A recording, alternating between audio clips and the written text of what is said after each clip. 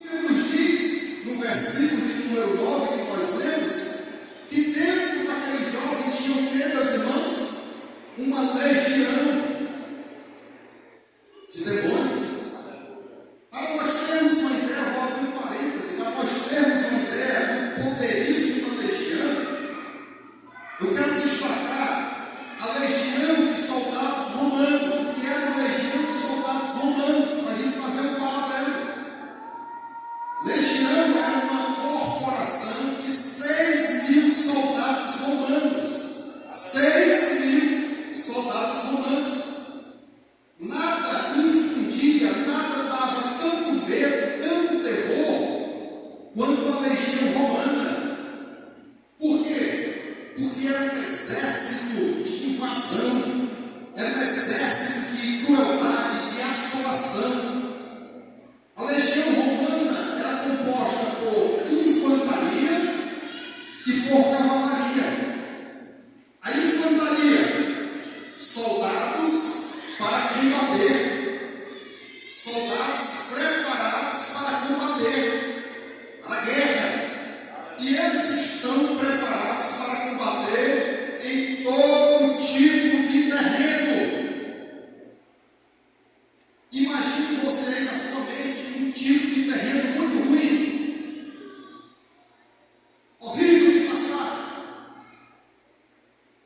ou de carro, ou de bicicleta, ou de moto, papel, horrível de passar. Pronto, imagine esse terreno, multiplique por 1000, pois a infantaria, os soldados, eles estavam preparados para combater esse terreno, soldados romanos. Mas não era só um terreno não, irmãos. Era também qualquer condição climática. Terreno ruim era a especialidade deles, mas tinha uma condição climática péssima, era a especialidade deles. Então isso era a infantaria. E a cavalaria, combatentes a cavalo. Esses homens montados em cavalos.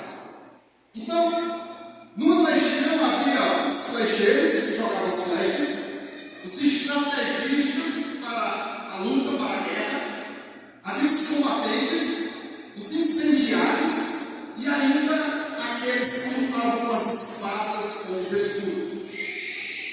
Uma legião romana era indestrutível. Onde essa legião chegava, as cidades eram dominadas, seus habitantes eram transformados em escravos. E as mulheres, os irmãos conhecem os filhos antigos, né? As mulheres eram escravas do sexo. Então, por onde essa legião passava, deixava um rastro de destruição. Lá vem uma legião romana, vinha deixando um rastro de destruição, um rastro de morte por onde ela passava. O Império Romano escravizava o mundo com as suas legiões. Assim era o poder diabólico que dominava aquele homem Gadara. Havia um poder de destruição dentro daquele homem. A sua vida tinha se transformado em trevas absoluta. É diante, meus amados irmãos, desse episódio sagrado que eu quero destacar para os irmãos, para a igreja, 3 tipos de influências que nós sofremos. 3 tipos de influência que eu sofro e que você sofre, que o nosso pastor sofre, que a igreja sofre, que a sociedade sofre.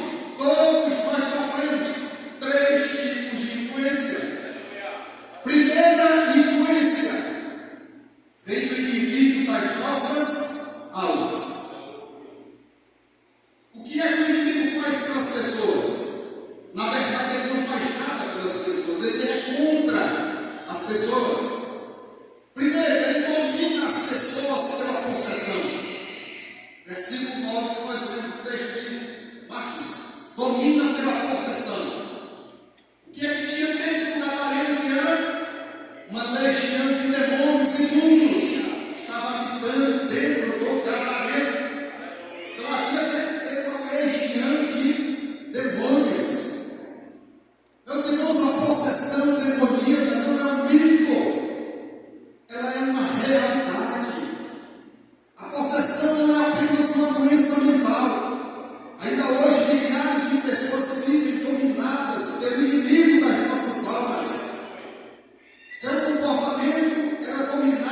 os espíritos imundos.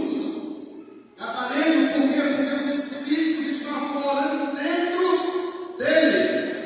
Ele era um capacho de Satanás.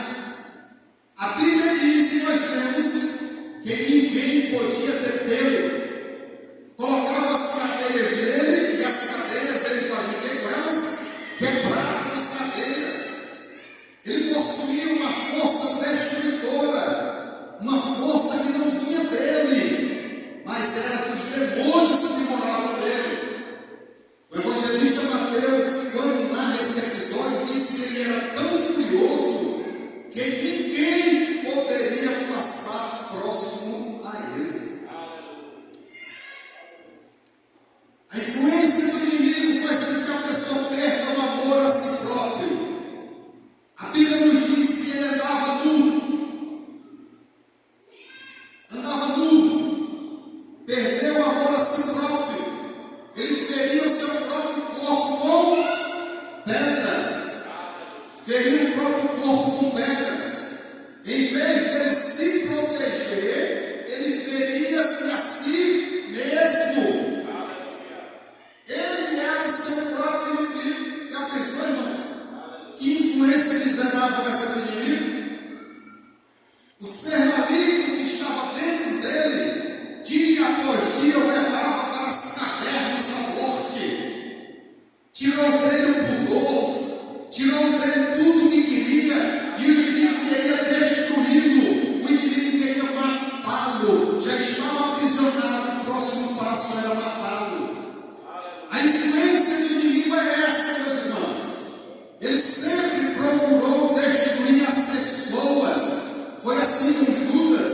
Satanás entrou dentro de Judas e o levou para o suicídio. Nos nossos dias, há muitas pessoas que tiram a sua própria vida, influenciada pelos espíritos imundos. A Bíblia nos alerta que o diabo, ele veio para matar, para roubar e para destruir. Ele aprisiona o ser humano. A Bíblia diz que ele é destruidor.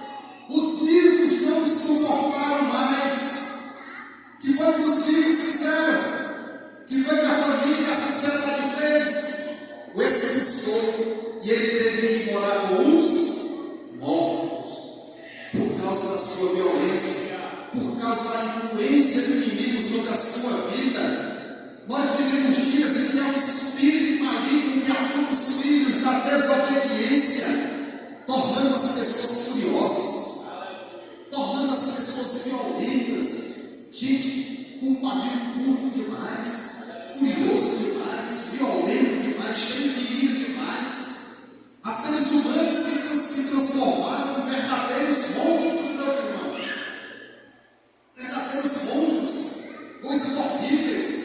Nem o amor da família, nem o rigor da lei tem diminuído esses crimes violentos que a gente vê todo santo dia. O que é isso, igreja? Essa influência do inimigo sobre as pessoas, sobre o mundo. Terroristas, que falar de terroristas? Que falar de vândalos? Que falar de pistoleiros de aluguel? Que falar de assassinos cruéis, faccionados? Pais matando filhos, filhos matando pais. Nós estamos vivendo uma sociedade onde a influência maligna é latente, ela é muito forte aos nossos olhos. Todo santo dia a gente está vendo isso. Pessoas possessas pelo diabo, por Satanás, que perderam o amor por si próprio, perderam o amor ao próximo, pessoas violentas, pessoas perturbadas mentalmente. A Bíblia diz que o gadareno estava perturbado mentalmente.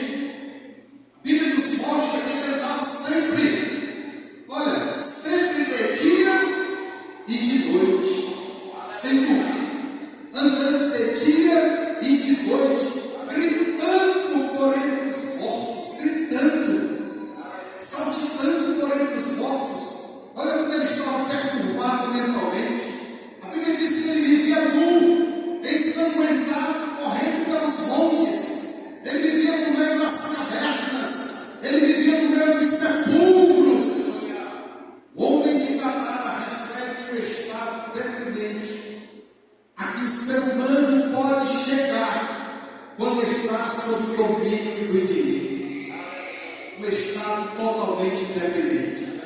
Pessoas atormentadas, pessoas inquietas, pessoas sem sossego, vivendo nas regiões sombrias da morte, sem família, sem liberdade, sem dignidade, sem amor próprio, ferindo a si mesmo, espalhando terror para os outros. Nós vivemos em uma sociedade aprisionada pelo inimigo. E a Bíblia diz que o mundo jaz no maligno. O apóstolo João nos ensina que o espírito do anticristo já está no mundo, operando no mundo. Irmãos, nós não podemos permanecer diferentes diante do clamor das almas que estão perecendo sem Deus, sem paz, sem salvação. Qual é a nossa posição, igreja? Qual é a mensagem que nós estamos transmitindo? Qual é o testemunho que nós estamos dando? A cada dia aumenta mais a nossa parcela de responsabilidade diante de Deus que nos comissionou, diante do mundo que aguarda ouvir a nossa voz, diante das hostes espirituais da maldade e diante dos sinais que estão acontecendo, dizendo que Jesus está voltando. Meus amados irmãos, Jesus está voltando. Jesus está voltando.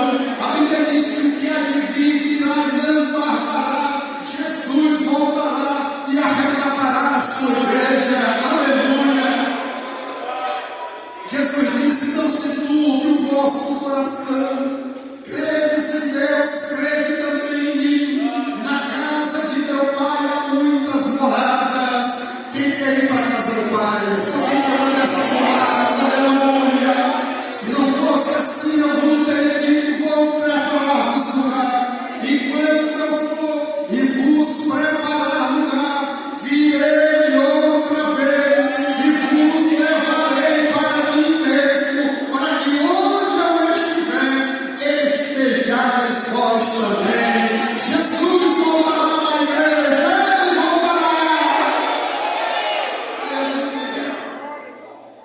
Mas a segunda influência que eu quero destacar para os irmãos é a influência da sociedade. O que a sociedade faz pelas pessoas? Pelo homem de Gadara, a sociedade o afastou do convívio social. É isso que a sociedade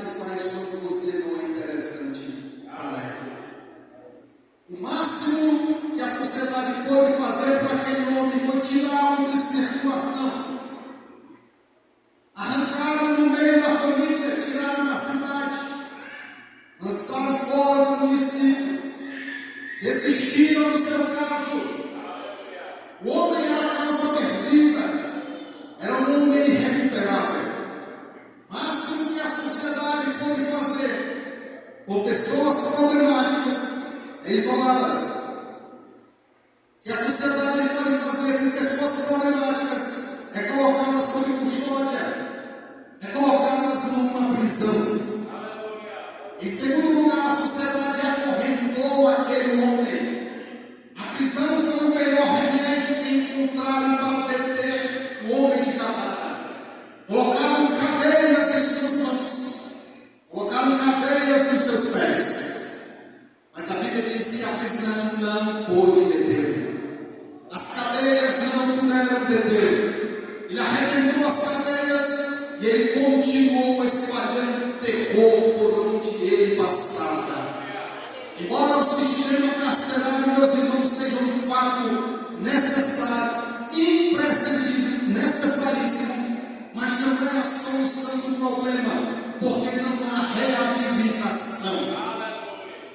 Em terceiro lugar, a sociedade deu mais valor para os porcos do que para aquele homem curado. Esse tipo de sociedade não é uma boa influência para a igreja.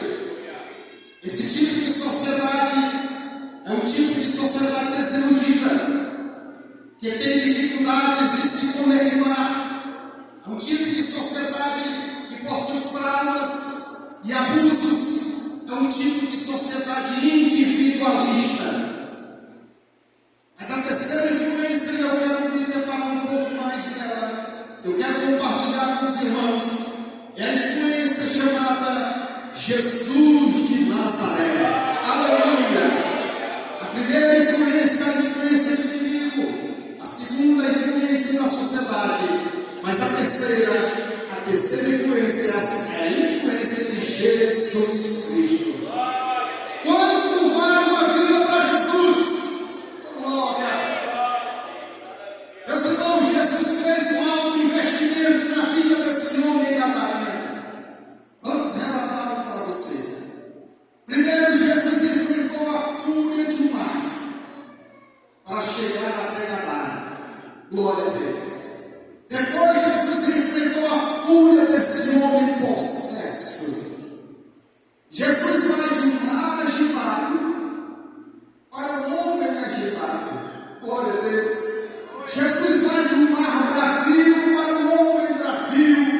Jesus vai de um mar tempestuoso para um homem tempestuoso. Jesus não se importa em enfrentar um mar bravio. Jesus não se importa em enfrentar um mar agitado, uma mar de tempestade para chegar até você. Se o objetivo de Jesus é te alcançar, custe o que custar, passe o que passar, Jesus vai chegar na tua vida. Humanamente falando, meus irmãos, humanamente falando, tanto a tempestade, o mar tempestuoso, como o homem possesso, ambos eram indomáveis, humanamente falando. Quem de nós consegue domar um mar cheio de tempestade? Quem de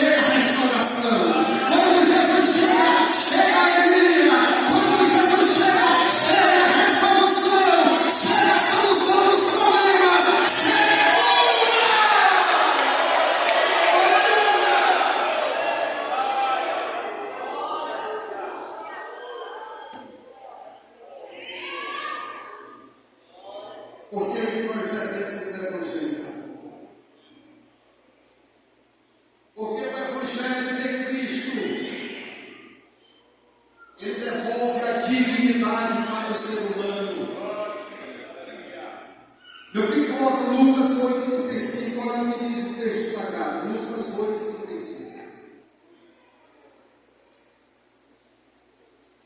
Lucas 8,35. O Evangelho devolve a dignidade para a vida humana. E saíram a ver o que tinha acontecido. E vieram ter com Jesus. Acharam então o homem de quem haviam saído os demônios. O homem agora estava revestido e em seu juízo assentado aos pés de Jesus. E temeram. Oh glória! Onde é que o Gadareno estava, meus irmãos? Estava onde? Somente o Evangelho de Cristo traz dignidade de vida ao ser humano. A Bíblia diz que o homem agora estava assentado aos pés de Jesus. O homem não estava mais nas sepulturas. Oh glória! O homem não estava mais se ferindo. O homem não estava mais louco, não estava mais nu, não estava mais perturbado.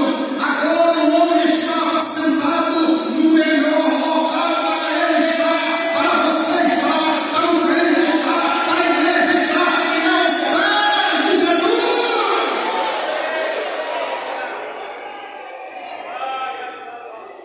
Não existe melhor lugar para nós desfrutarmos de todas as bênçãos do céu, senão aos pés de Jesus. Aos pés de Jesus é o lugar certo. Oh glória! É lá que nós devemos derramar as nossas lágrimas. É lá que nós devemos derramar as nossas cartas, os nossos temores, as nossas incertezas, as nossas inseguranças. É aos pés do Senhor Jesus o melhor lugar para nós rendermos honras e glórias e louvores ao Rei dos Reis, ao Senhor dos Senhores. Crente que não dá uma voltinha aos pés de Jesus não tem vitória para contar. Crente que não dá uma voltinha aos pés de Jesus não tem bênção para contar. Vive mendigando de mão em mão, de porta em porta, de casa em casa, e esquece de buscar na fonte chamada Jesus. Meu irmão, minha irmã, busque em Jesus, procure em Jesus, descubra em Jesus, alcance em Jesus, corra para os pés de Jesus. Aleluia. Aquele que vivia perturbado, correndo de dia e de noite, lembrados, era a história dele. Não tinha descanso para a sua mente, não tinha descanso para o seu corpo. Agora ele está quieto, sossegado. Agora ele está sereno, assentado aos pés de Jesus. O Evangelho entrou na sua vida e ele passou a ser uma nova criatura. Meus irmãos, a prova da conversão é a mudança. Se não tiver mudança, não tem conversão. Eu não acredito nisso. Só se prova conversão com mudança de vida, mudança de comportamento, mudança de caráter. A conversão em Cristo Jesus sempre muda as pessoas e muda as pessoas para melhor. Quando você vê um crente dando trabalho, falando mal dos outros, criando fofoquinhas, mentirinhas, grupinhos, bandeirinhas, promovendo intrigas entre os irmãos, entre os departamentos, entre os líderes, isso não é crente convertido.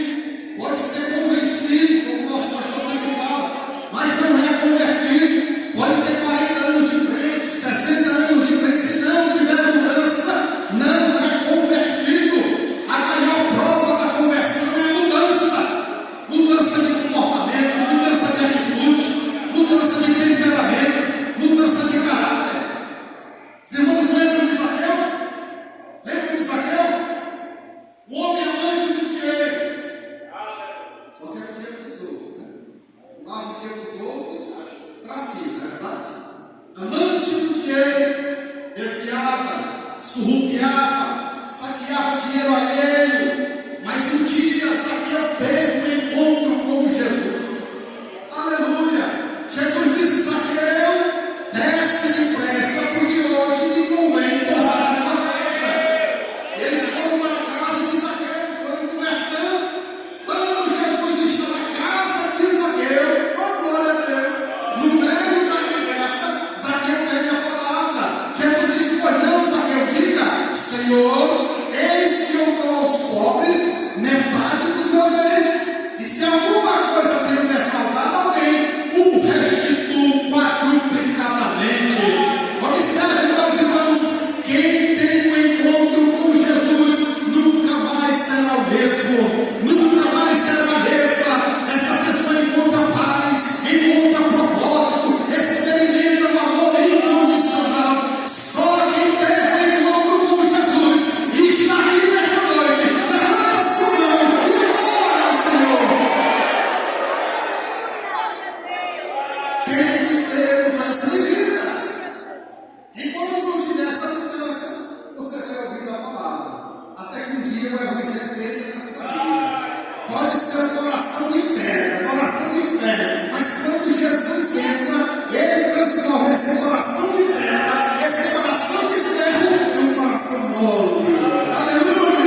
Ele amolecer diante dele. Basta se bater de Jeová. Basta bater só uma volta, meia volta de Jeová, meia. Só meia volta, você tem que fazer a volta, só meia. O camarada se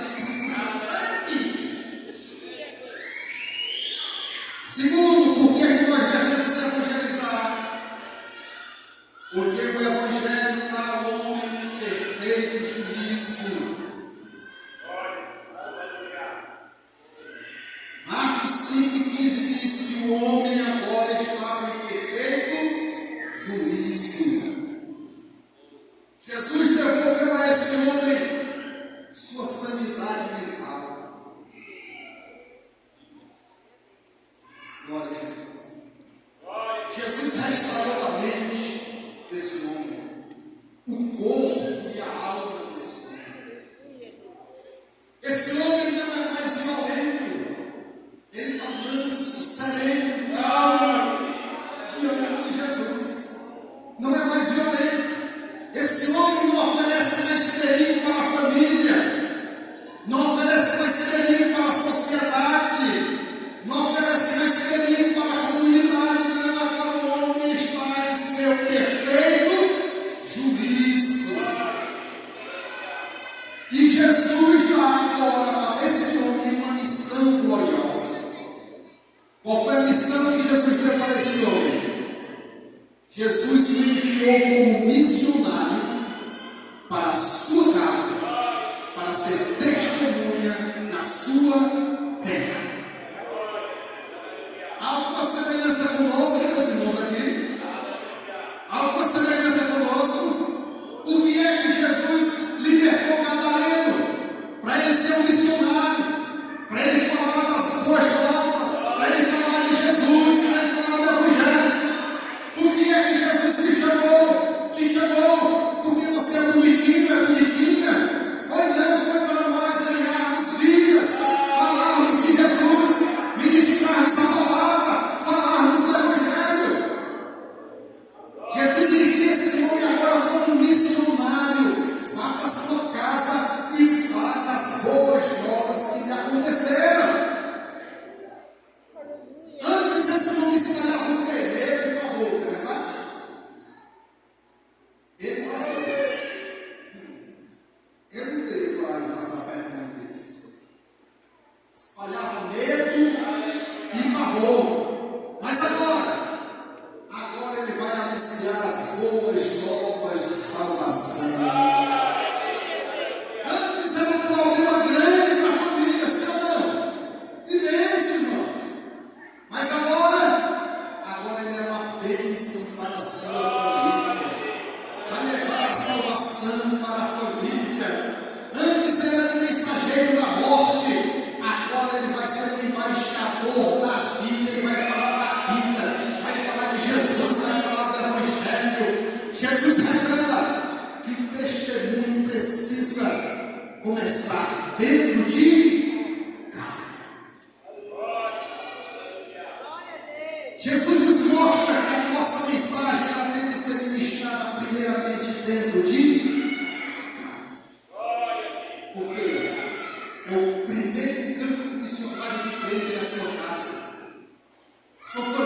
precisa ver a transformação de Deus na sua vida.